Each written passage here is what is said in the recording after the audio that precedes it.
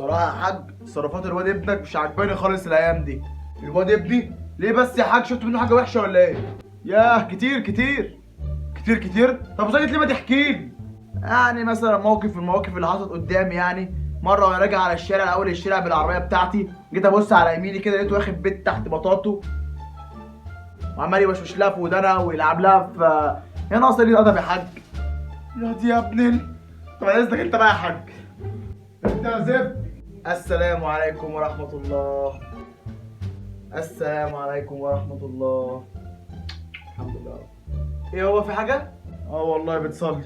كدب عليا ده ولا ايه؟ هو في حاجه ولا ايه؟ لا يا حبيبي، لا كمل صلاه، انت كمل صلاه. طيب ماشي، نخرج بقى عشان ما اعطلكش.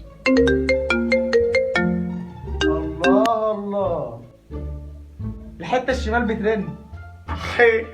وعامل لي فيها شيخ يهودي، ده هطلع عينهم.